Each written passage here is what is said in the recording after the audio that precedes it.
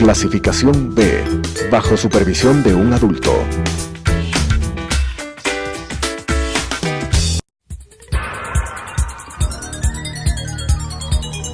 Las opiniones vertidas en este espacio por la producción y dirección del programa son de exclusiva responsabilidad de sus autores y de quienes intervienen en ellos.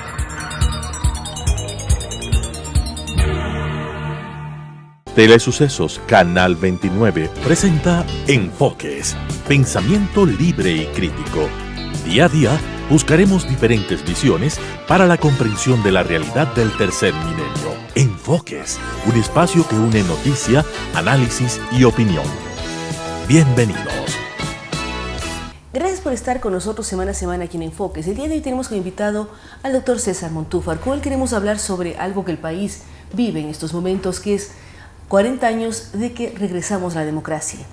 En el 10 de agosto de 1979 empezamos con un régimen democrático liderado por el doctor Jaime Roldós Aguilera y como vicepresidente el doctor Osvaldo Hurtado. ¿Qué entender por haber retornado a la democracia? César, fuera de micrófonos decíamos, nosotros éramos muy chicos cuando esto empezó, seguramente ninguno de los dos votamos ni en la nueva constitución ni en las elecciones, pero cómo vivirlo, cómo entenderlo y comprenderlo, lo que han sido 40 años de transitar por procesos democráticos. Bueno, muchas gracias, Claudia. Bueno, me parece que estos 40 años han sido años en que la consolidación, el avance democrático, podríamos decir, en el Ecuador ha ido en avance en algunos casos y en retroceso en otros. Creo que evidentemente los últimos 10 años, desde que Rafael Correa asumió el poder, el Ecuador tuvo un revés democrático, yo creo que creería muy claro, que incluso puso en duda los fundamentos esenciales de una democracia, al punto de que, me parece a mí, no se podría considerar los últimos 10 años como un periodo democrático, sino un periodo realmente autoritario. Pero en realidad lo que sí ha marcado, digamos, estos últimos 40 años es la prevalencia del mecanismo electoral como mecanismo principal de selección de los líderes o de quienes van a ocupar o ocuparon los cargos públicos. Podríamos decir una democracia electoral ceñida y circunscrita fundamentalmente a las elecciones, dejando de lado otros elementos principales, el tema de la rendición de cuentas, por ejemplo, el hecho de que los representantes no solamente deben ser elegidos, sino que tienen que rendir cuentas a sus electores, la existencia de un Estado que garantice a todos, digamos, el funcionamiento de un Estado de Derecho, de igualdad para todos los ciudadanos, y diría también, por un lado, el avance de ciertos derechos, pero igualmente la restricción de otros. Yo pensaría que, si bien, diría, salvo el periodo que gobernó Rafael Correa, podríamos hablar de una democracia electoral. En el periodo de Correa yo creo que francamente o claramente un autoritarismo competitivo o autoritarismo electoral, como muchos autores denominan. Yo diría, eso para hacer un balance. Hemos tenido una democracia electoral, pero en realidad no hemos tenido una democracia plena en todos los ámbitos. En 40 años, en teoría, debimos aprender como ecuatorianos sobre la importancia de lo que es un sistema democrático y ser más partícipes en él. No solamente ir a las urnas, en el Ecuador los últimos 12 años, una vez al año al menos, lo cual ha hecho que nosotros nos sintamos involucrados en democracia, pese a los 10 años de autoritarismo, porque íbamos a votar. ¿Cómo romper esta lógica de que no solamente democracia es ir a las urnas de vez en cuando, sino ser partícipe, lo que dice César Montúfar, rendición de cuentas, exigir a las autoridades, que cada ciudadano ecuatoriano pueda expresar su opinión y exigir de las autoridades cumplimiento o en un momento dado que explique qué está sucediendo en todas las temáticas, desde Junta Parroquial hasta Gobierno Nacional, todos los estamentos de poder que tenemos? Es que lo que sucede es que me parece que más allá de lo que los ciudadanos puedan hacer, que pueden hacer y podemos hacer mucho, es la forma como el sistema político se va configurando. Y me parece que, por ejemplo, hoy, luego del correísmo, me parece a mí, se ciernen otras amenazas que escapan incluso a la posibilidad de que los ciudadanos podamos hacer algo o puedan hacer algo. Me refiero, por ejemplo, a la penetración de los dineros ilegales en la política. Algo que han vivido otros países, que Colombia afrontó en los últimos 15, 20 años, y que yo creo que en el Ecuador, por ejemplo, es algo que no se ha topado y que cada vez me parece constituye un problema, es decir, el dinero del narcotráfico, del crimen organizado, ya metido dentro de la política. Frente a eso... Es gravísimo lo que se dice, pero uno puede pensar en México, en pues Colombia, y no es solamente en los últimos años, desde finales del siglo pasado, en Perú, hemos visto los problemas. ¿Cómo lograr sancionar a quienes ya lo han hecho y evitar que en el futuro esto pase? El problema es que ahí es un problema mucho más estructural de la sociedad, del sistema económico, que por supuesto tiene un impacto directo sobre el régimen, el sistema democrático y el sistema de partidos.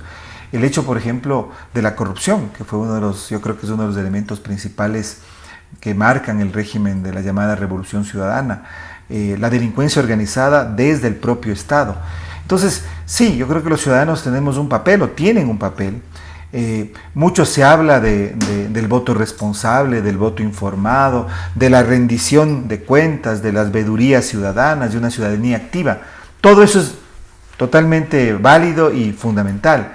Pero cuando el sistema político, el sistema económico, tiene estas derivas, yo diría, de vinculación entre política y crimen organizado, política y grupos delincuenciales, algunos de ellos dentro del Estado, otros fuera del Estado, y ahí es el tema. Pero se van generando como crimen organizado unas complicidades de dentro y afuera, y romper eso es muy complejo, porque si uno topa a alguien, los otros lo protegen, o viceversa. Así es, entonces, ¿cómo lograr que esta mafia, si se podría decir así, esas complicidades vayan transparentando y el Ecuador vuelva a tener una ruta correcta en ciertos temas? Claro, mira, yo creo que lo primero es aceptar el problema, mirar el problema.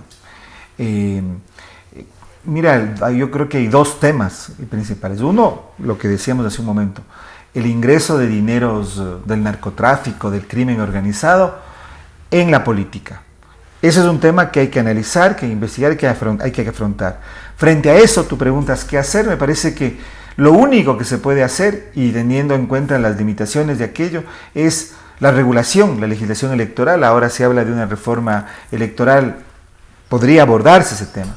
Y en relación al otro, el tema de la corrupción, cuando hablamos ya no de una corrupción individual, sino de un sistema institucionalizado de corrupción, bueno, yo creo que la lucha anticorrupción, el trabajo que pueden hacer las instituciones, la Fiscalía, la Contraloría, pero yo creo que lo que es fundamental, identificar el problema.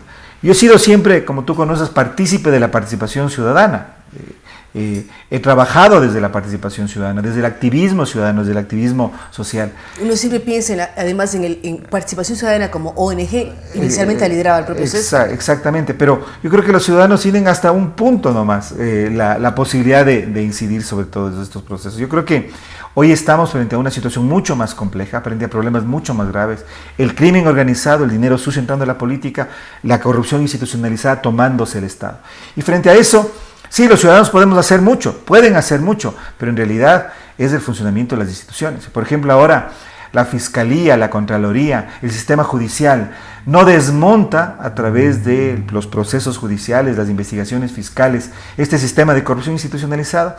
Poco los ciudadanos pueden hacer. Mire, vivimos 10 años de elegir a un partido que supuestamente era un fenómeno electoral liderado por un personaje carismático. Ahora nos damos cuenta que en realidad era una maquinaria electoral financiada por empresas nacionales y extranjeras que le daban una ventaja económica impresionante, además desde el control del Estado, para llegar en todas las elecciones. Habría que hacer otro análisis. Empresas muchas veces chantajeadas por el Estado, lo cual es gravísimo. Pero también lo otro. O sea, de lado y lado. De lado y lado. Tiene que ser. Entonces, te das cuenta, esa imagen de que teníamos un líder súper carismático que ganaba y arrasaba todas las elecciones, ahora se viene abajo cuando nos enteramos los ecuatorianos de que por debajo había un sistema de corrupción institucionalizado que implicaba actos colusorios, ilegales, ilícitos, entre el poder político y grupos de empresarios nacionales y extranjeros. Entonces, ¿de qué democracia estamos hablando? Entonces me parece que más allá de la participación ciudadana, que es importante, insisto, es cómo las instituciones, la Fiscalía en este caso, el sistema de justicia, la Contraloría, pueden avanzar en desmontar estas estructuras institucionalizadas de corrupción. Pero para ese desmontaje, ¿qué se necesita? ¿Qué se requiere? No solamente la voluntad de quien lidera en un momento dado una institución como la Fiscalía, sino qué nomás requeriríamos como país para desmontar esto y tener además un código de la democracia claro, que evite, porque el Estado gasta enormes recursos en apoyar a los candidatos en sus diferentes promociones o publicidades a lo largo de una campaña. Pese a ello, se ha dado toda esta problemática de dineros poco claros que ingresan a las campañas, pero todo todavía está allí. O sea, estamos ya muy cerca de que vence el plazo de reformas al Código de Democracia porque tenemos proceso electoral en el 2021. Siempre es al apuro y al final no logramos solucionar muchas cosas que están pendientes. Bueno, te decía, hay que afrontar los problemas principales. Yo creo que los problemas principales del sistema democrático son la corrupción institucionalizada y el crimen organizado entrando a la política, financiando la política. Ahí hay dos temas importantes. Creo que, por ejemplo, la reforma electoral sí puede hacer algo. Yo siempre soy, digamos, escéptico de las reformas electorales, sobre todo como ocurre siempre en el Ecuador cuando estas aparecen y se hacen vísperas de las elecciones. Mira, Claudia, pero no hay... siempre ha sido así, o sea, ahí está el problema, es que ahí está el problema. No hay proceso electoral en el país, en estos 40 años de democracia, que no haya sido precedido por una reforma electoral. Y siempre escuchamos a la clase política diciendo, es que hay que corregir y esta vez, o por última vez vamos a hacer esto, y que ahora cambiemos el método de asignación de escaños, ahora cambiemos... Siempre ocurre eso. Bueno, yo creo que se pueden mejorar cosas, pero yo creo que en realidad el tema principal, yo diría, por afrontar estos dos problemas que te decía, por generar estabilidad, seguridad jurídica. Yo soy militante, fui cofundador, presidente del Movimiento de Concertación, he sido desde sus inicios. Y para una organización política es terriblemente complicado cada vez que uno va a afrontar un proceso electoral toparse con una nueva normativa, con un nuevo método de asignación de escaños. Sí, es decir, y son unas fórmulas extrañísimas que casi con nadie un cambio entiende de los distritos electorales. ¿Qué pasa? Distritos, los límites de los distritos no ha habido elección en que los distritos no hayan cambiado. Miren, en la última elección, el distrito centro, por ejemplo, iba desde la Magdalena, que uno ya entiende está en el sur de Quito, hasta la Colón, que uno entiende ya es del norte de Quito. Y en el anterior proceso electoral era otra. Es decir, esa inestabilidad electoral me parece a mí que es verdaderamente un gravísimo problema. Entonces diría, afrontar los problemas principales, el tema de la estabilidad, que creo que los actores, la seguridad jurídica, que también los actores electorales necesitamos y los actores políticos. No solamente el mundo de las inversiones o la cosa pública y el Estado. Seguridad jurídica es clave para todos los sectores. Y en tercer lugar, algo que es fundamental y que jamás en el Ecuador hemos podido afrontar y superar este problema, que es la independencia de la autoridad electoral. Pasamos de un sistema antes del correísmo, en que el Tribunal Supremo Electoral de aquel entonces estaba conformado por las 7 principales fuerzas políticas, a un sistema supuestamente meritocrático, ciudadano, que finalmente entregó toda la autoridad electoral al partido gobernante. Entonces, sin independencia electoral, sin estabilidad de las normas y de las reglas electorales, y sin afrontar los principales problemas, me parece a mí que podemos ahora maquillar nuevamente el Código de la Democracia, podemos hacer algunas reformas que pueden ser buenas o malas. En realidad, como en todos los temas, uno prueba el cambio de normas, de leyes, de reglamentos en el tiempo cuando funcionan, pero finalmente no estamos afrontando los problemas principales. A mí lo que sí me preocupa es cómo los políticos, y yo soy político, siempre recurrimos al cambio de las reglas electorales vísperas de elecciones, y siempre ha sido en el Ecuador la constante de que lo que buscan es arreglar las reglas, el campo de juego. Para determinadas cosas políticas para la siguiente elección. Exactamente, y eso me parece que lo cual es muy grave. Bueno, vamos a ver qué ocurre cuando se presenten las reformas al famoso Código de Democracia, qué pasa o qué no pasa para las siguientes elecciones. Volviendo al tema que César Montúfar mencionaba, el cambiar una serie de cosas, desmontar un aparato de corrupción en las diferentes instituciones del Estado.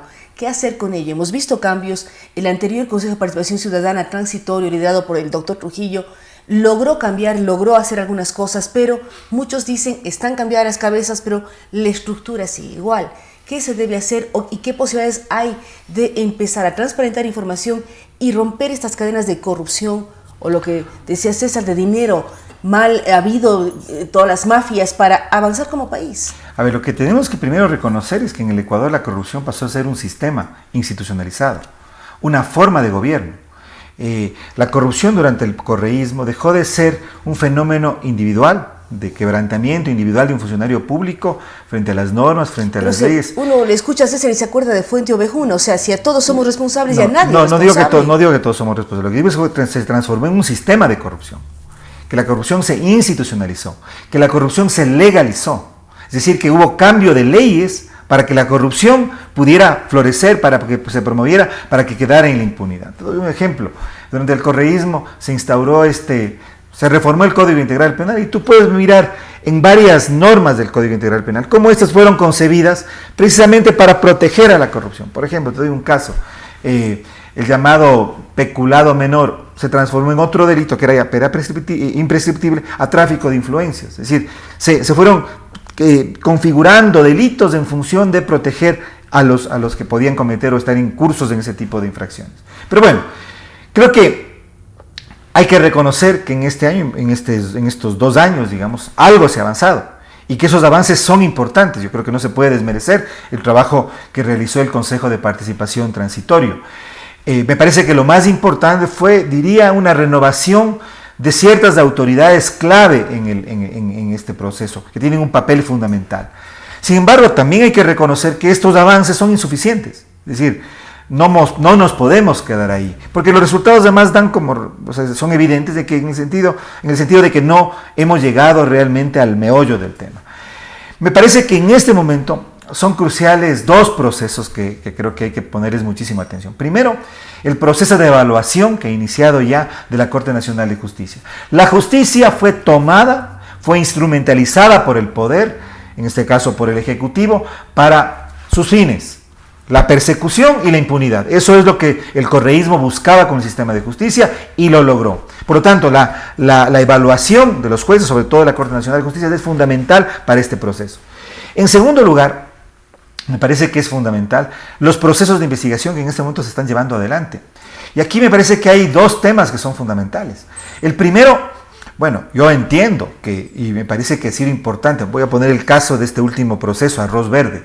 Este proceso de Arroz Verde, que la fiscal le cambió de nombre, ahora se llama Sobornos 2012-2016, acaba la fiscal de solicitar la vinculación, yo creo que personajes importantes, está Rafael Correa, está Alexis Mera, está Jorge Glass, me parece fundamental. A mí me preocupa que no estén otros personajes, que también fueron parte de esta trama. Me preocupa que no se persiga, por ejemplo, a los exfuncionarios de Odebrecht, que fueron quienes entregaron las coimas. Me preocupa que personajes que notoriamente han sido parte de esta trama, como Tomislav Topic y la empresa Tecnoconet, también no sean vinculadas. Me parece que es preocupante, me preocupa que el ex fiscal Vaca Mancheno no sea vinculado.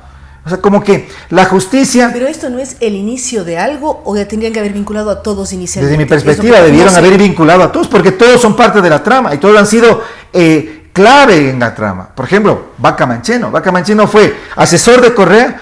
Cuando fue asesor de Correa, en los cuadernos de Pamela Martínez, se dice que autorizaba pagos de estos dineros ilegales. Después pasa a ser fiscal general del Estado. Imagínate, alguien que era parte del esquema de corrupción pasa a ser el fiscal. Y como fiscal es el encargado de llevar adelante las investigaciones para supuestamente descubrir y sancionar a quienes estaban involucrados de lo cual era parte. Viaja a Brasil, hace un acuerdo con Odebrecht. Después nos enteramos que en el acuerdo con Odebrecht se omitieron cosas. Es decir, por supuesto que tiene que ser parte de este esquema. Fue parte de esta trama y tiene que ser vinculado. Entonces yo diría eso por un lado. En segundo lugar, me parece que nuevamente la justicia no puede actuar con dedicatoria. Es decir, vamos solamente a perseguir a los funcionarios del gobierno de la Revolución Ciudadana, partiendo desde su cabecilla Rafael Correa. Totalmente de acuerdo, hay que hacerlo. Pero la corrupción no termina ahí, pues. Porque sería entonces nuevamente partir del mismo criterio, la justicia para perseguir a tus enemigos políticos. Parece que para institucionalizar un Estado de Derecho, para desmontar esa estructura de corrupción institucionalizada, la justicia es para todos somos iguales ante la ley. Entonces yo creo que el segundo reto, como te digo, es entonces que la justicia avance, que se desmonte esa estructura institucional de corrupción, no haciendo distingos ni ideológicos, ni de partido, ni de época. Me parece que el reto que tiene el Ecuador, justamente para poder institucionalizar una verdadera democracia, es que el Estado de Derecho funcione y que por lo tanto se desmonte esa estructura de corrupción institucionalizada y que no haya distingos. Porque si no volvemos a lo mismo. Volvemos. O sea, no puede haber justicia con dedicatoria. La justicia per se debe ser imparcial, involucrar a todos los que deben estar involucrados. Así sean mis amigos, así sean mis coidiarios, así sean mis allegados. Así funciona un Estado de Derecho, porque si no, volvemos... Además se demuestra independencia del sistema judicial, que es lo que todos hemos pedido siempre. Decíamos hace un momento, la clase política, y yo soy político, y creo que los políticos tenemos que entender esto. No podemos pensar que el sistema electoral es un instrumento para arreglar el campo de juego y ganar las elecciones. Por lo tanto, las reformas electorales vísperas a las elecciones no pueden ser concebidas de esa manera. Y también tenemos que entender que la justicia tiene que funcionar de manera independiente, que no es un instrumento para la persecución política. Por supuesto, en el caso de la Revolución Ciudadana, yo he sostenido, hice una denuncia, estoy metido en muchos de esos temas. Sí, yo no recuerdo el caso del señor Glass, las denuncias frente al expresidente. Creo que fue una estructura de delincuencia organizada tomada del Estado, pero no puede ser que solo esto funcionó desde el 2012 al 2016 y que por lo tanto todo lo que caiga por fuera de eso queda en la impunidad. Me parece que este es un tema fundamental, si es que realmente queremos justicia y si realmente queremos reparación. Volviendo al tema, 40 años de democracia, hemos dicho, justicia tiene problemas, la institucionalidad del Estado está en discusión también por el tema de corrupción y por todo lo que César Montúfar ha mencionado. ¿Qué otras cosas deberíamos analizar, ver y tratar de corregir para los siguientes años de democracia? Se habla ya de cambios constitucionales, de nuevas constituciones. ¿Qué sacamos con ello? Si uno piensa desde el 79 a la fecha, hemos tenido 3 constituciones. ¿Hemos mejorado con ello? ¿O la última es mejor que la primera? No sabemos. Mira, Claudia, yo creo que conversamos, me parece que contigo en algún momento. El Ecuador dejó de ser una democracia durante el periodo del correísmo. Entonces, en este momento hay que identificar que estamos en un momento de transición a la democracia. Parece que ese es el momento en el que estamos. No estamos todavía en un estado democrático pleno. Estamos viviendo una coyuntura parecida a la que ocurrió, digamos, durante el periodo de transición entre el 78 y el 80, cuando el Ecuador reinstauró su democracia. Me parece que, por lo tanto, partiendo del hecho de que estamos en un proceso de transición, ese proceso de transición tiene que ubicar las metas, los objetivos que nos deben permitir realmente llegar a ese puerto que vamos a denominar es el puerto de la democracia. De la democracia. El puerto de la democracia plena, con independencia de poderes, con claridad, con transparencia. No es cierto. Te decía entonces hace un momento, lo que hizo el Consejo de Participación Transitorio fue importante. En ese proceso creo que no fue suficiente. La existencia todavía, porque está dentro de la Constitución, de una institución como el Consejo de Participación Ciudadana, por supuesto que tiene que ser reformado. Es decir, no podemos entender una democracia teniendo un órgano como ese, que es un órgano, digamos, extraño, que otorga a personas que participan en concursos absolutamente, yo diría, fraudulentos, como han sido durante la época del correísmo, y le da un poder descomunal para nombrar funcionarios, para incidir en procesos. Es decir, la existencia de una institución como el Consejo de Participación riñe completamente con un sistema democrático. La existencia de un sistema hiperpresidencial como tenemos en el Ecuador riñe con un sistema democrático. Entonces, César estaría de acuerdo con modificar la Constitución o tener una Constitución. Tiene que haber una reforma profunda a la Constitución de Montecristi. Si no, es imposible instaurar un régimen democrático. La Constitución de Montecristi fue pieza fundamental en la instauración del régimen autoritario del correísmo. Es una Constitución a medida para. Exactamente. O sea, se hizo en el 2008 y lo que vivimos fueron 9 años de ejecutar o de facilitar a través de la Constitución una serie de temas. Entonces yo creo que ese es un elemento fundamental. Lastimosamente, la reforma que a través de la consulta popular del 4 de febrero del 2018 que promovió el gobierno fue solamente a un punto. Y me parece que si en este momento no nos enfocamos en una reforma constitucional profunda, no sé si vía una constituyente, no sé si por otro mecanismo, pero me parece que el objetivo es hacer esta reforma de la Constitución. Muy difícilmente vamos a poder retornar a la democracia y nos podemos quedar, y eso yo creo que es el riesgo más grave, en un momento intermedio. Y eso sería, me parece a mí, nefasto para el país hacia el futuro. Porque mira, si comparamos los momentos de transición, el momento del 79 o 78, 80, con el momento, diríamos, 17, 2021, vamos a poner ese periodo. Entendiendo que el presidente Moreno entiende que su rol ha sido el de ser un presidente de transición. Un facilitador para la transición. No sé si lo entiende, pero digamos que así lo entenderíamos, o al menos lo entendería yo. Pero digamos, ¿qué es lo que puede pasar? entre el 79 y 80 hubo una transición democrática. Los militares dejaron el poder. Hubo un cambio de un gobierno militar dictatorial a un gobierno civil elegido en las urnas.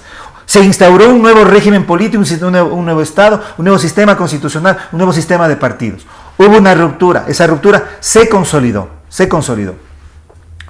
Después, con muchos problemas y inestabilidad en los 80, podemos hablar de todo ello. Pero se consolidó. ¿Cuál es el riesgo que vivimos, Claudia? Es que esta transición que inició Moreno, una transición extraña porque supuestamente él no estaba en ese proceso, en ese proyecto, no nos lleve a ningún puerto, nos quedemos en un limbo.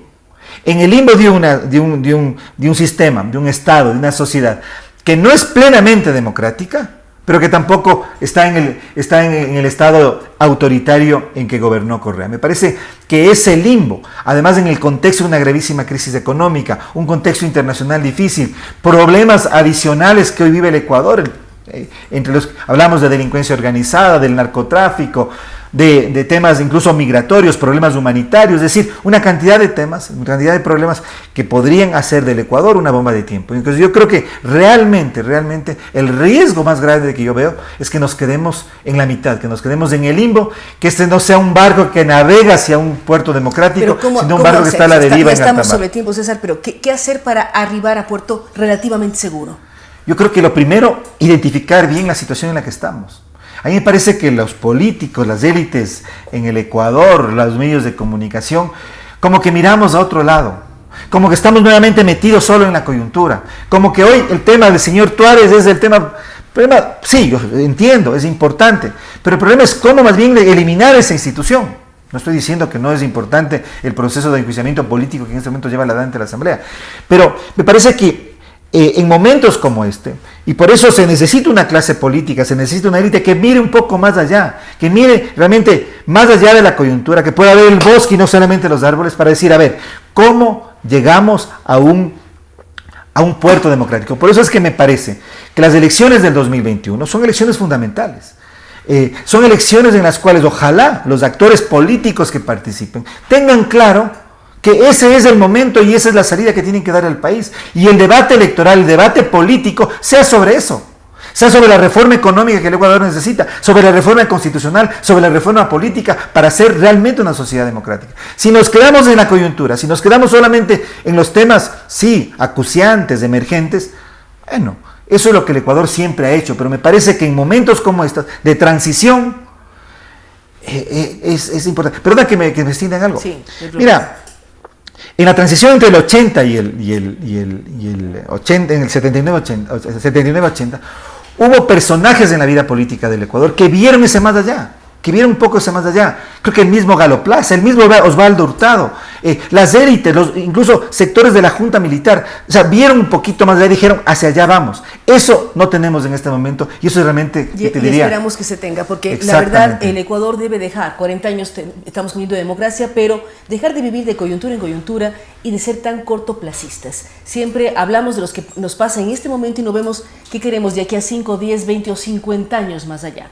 Es muy claro lo que dice César Montúfar. El Ecuador tiene varios problemas. Uno de ellos es una corrupción institucionalizada, crimen organizado que permea las esferas del poder y las esferas de la democracia cuando apoya a partidos políticos y campañas políticas, una serie de temas que deben ser transparentados, pero también como país, como clase política, el hacer político hace un llamado a la clase política de mirar hacia más allá, buscar que este periodo de transición en el que estamos todos somos conscientes de que estamos en una transición de gobierno autoritario a nuevamente espacios democráticos, ver y planificar y visualizar un Ecuador del futuro diferente en donde la democracia, la independencia de poderes estén claramente establecidos. Nuevamente gracias a César Montúfar y a usted que nos acompañe semana a semana aquí en Enfoques. Nos vemos en una semana más. Las opiniones vertidas en este espacio por la producción y dirección del programa son de exclusiva responsabilidad de sus autores y de quienes intervienen en ellos.